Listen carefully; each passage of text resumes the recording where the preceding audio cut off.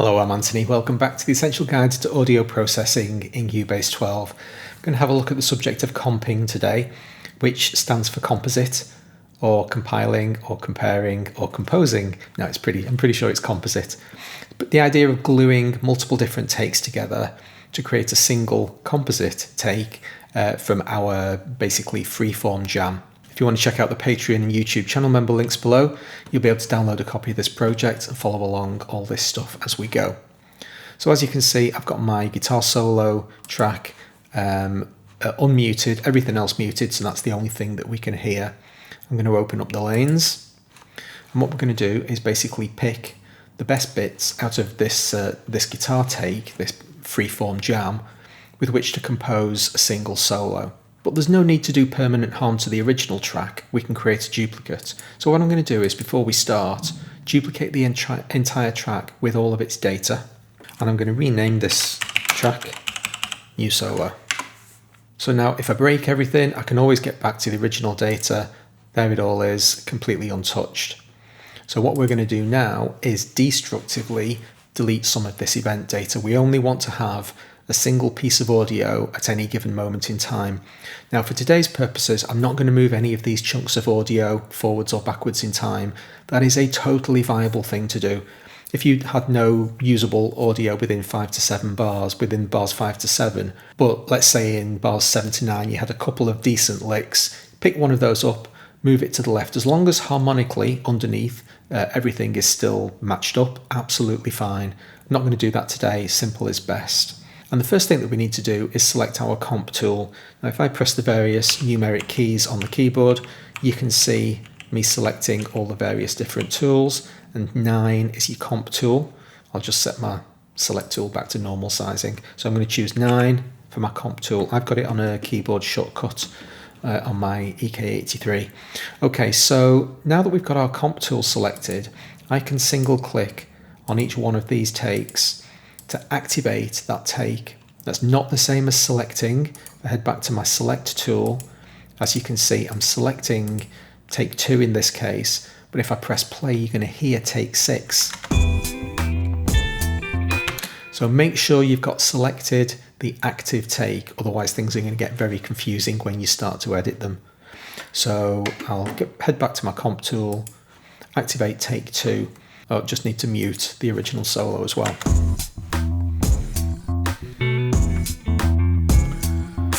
Now I'm not going to make you sit through me listening to every one of these 8-bar loops, selecting out, basically just a subjective process. So we can shortcut through that. I've picked most of take 5, quite a lot of take 5 is going to get used, but I'm going to cut a section out of take 3 between bars 10 and kind of 11 and a half, and glue those together. And this is going to be the first phrase.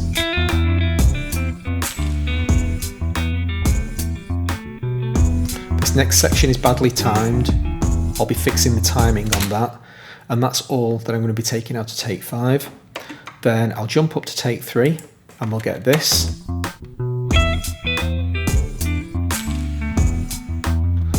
And then we'll head back to take 5 for the last phrase, which is just that section starting at kind of beat 4 of bar 11. So one step at a time, let's cut this first phrase out. I'll make lane 5 nice and big and zoom right in to the beginning of the phrase. I'm going to turn grid off. I want really fine level control for all of the cut operations that I'm going to do now. I do want snap to zero crossing on. That's absolutely fine, but I don't want snap engaged. Now even though I'm going to be doing cutting, I'm not going to use the split tool. Stick with your comp tool and instead press the Alt key. And now you're going to get this line that superimposes over all of the different lanes. What it means is when I do a cut, it cuts every take at exactly the same point. If we zoom back out, let's shrink lane 5 again. I've got some keyboard shortcuts set to zooms 1, 2, 3 and 4 track heights, which are the equivalent of, there's a tiny little drop down on the right hand side of the screen, and you can set up shortcuts for each of these zoom levels. I'm now going to get my select tool up, select all of this audio before the first phrase begins, and just delete it. And now I need to choose the end of the take. So let's have a listen to the end of the take.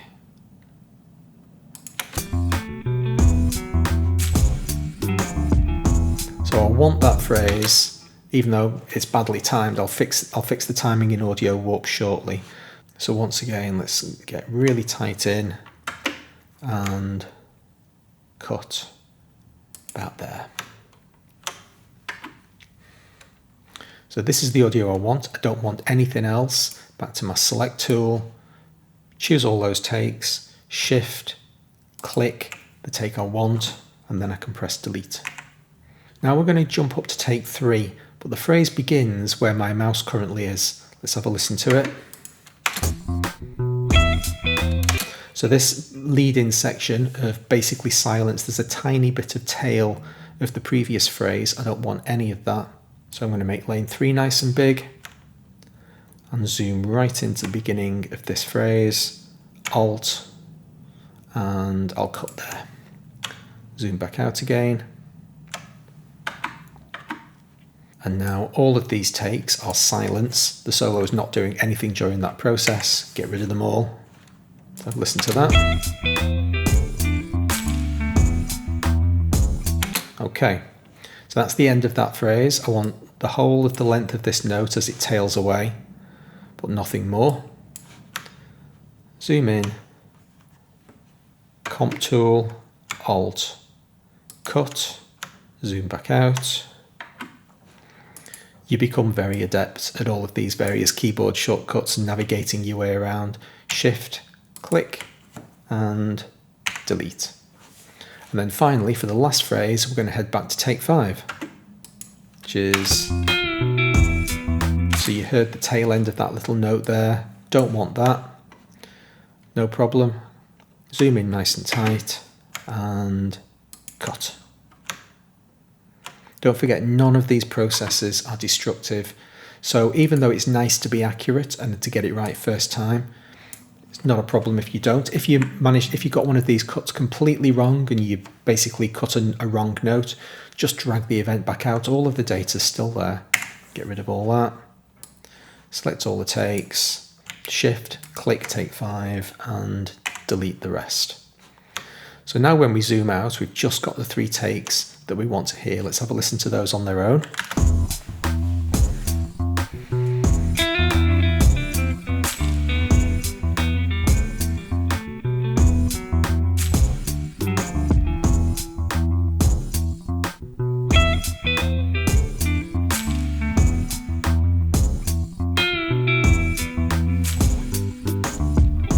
Okay. Oh, there's just a little bit hanging off the end there. Let's get rid of that. Yeah, we don't want that, do we? I could cut it off, but it's just as easy for me to pick up this event and shrink the window. You only hear the size of the event. It doesn't matter what underlying audio is there. Then I can right click, clean up lanes, and then I can shut the lanes down. Okay, now that we've built our composite solo, I'm going to turn these 3 events into a single event to make it easier to process. Select them all, hit O, and it's going to bounce those audio events down to a single event, and that's that done. And this is the advantage of renaming our track earlier.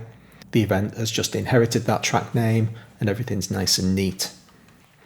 Okay, let's fix the timing issue around this bar 9 phrase. I'm going to turn grid back on and control click for 8, alt click for 10, and then open this audio in the lower window.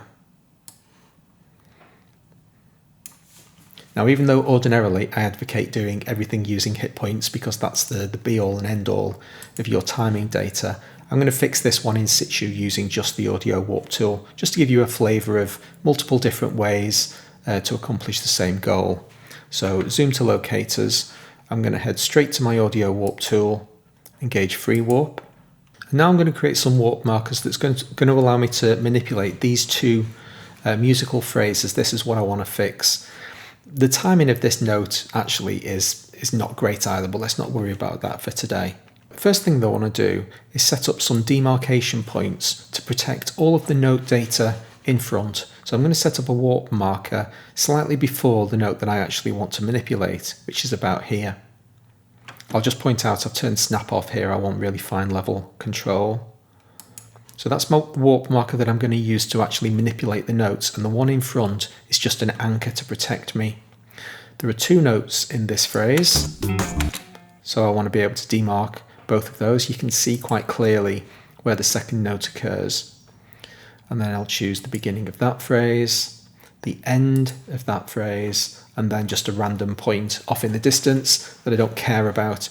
Let's separate the end of this phrase from the beginning of this one.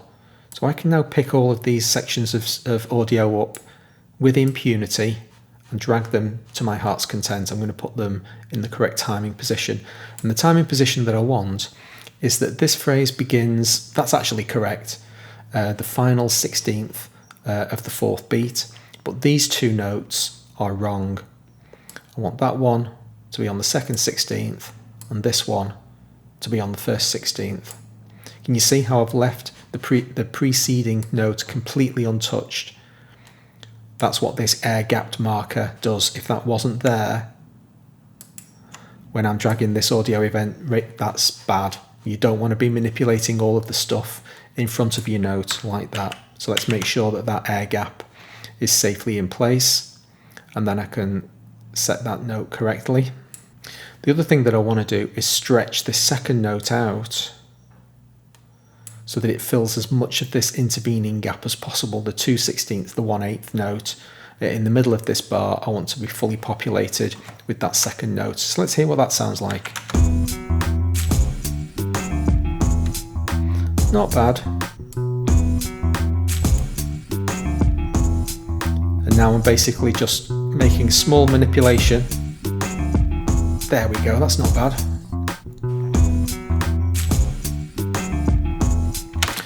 If you make fairly large warp changes like that, where you're really changing the timing of a piece, once you're happy that it sounds good in the context of the song, that's the most important thing, solo the event in its entirety and just make sure that no audio artifacts have been introduced, because the process of audio warping can create this sound called munchkinization, where it basically distorts or digitizes the sound and it can sound quite unpleasant. So let's just have a listen to the phrase.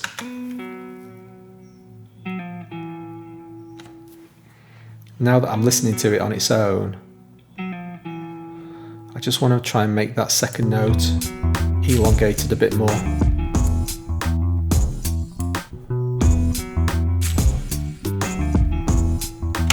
That'll do.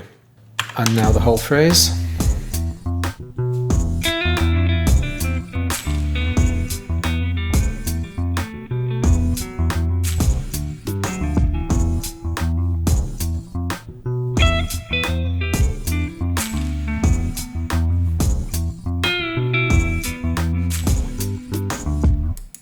And that's our solo comp. Hope you enjoyed the episode. If you did, please hit the like button. I'll see you next time. Thanks very much for watching.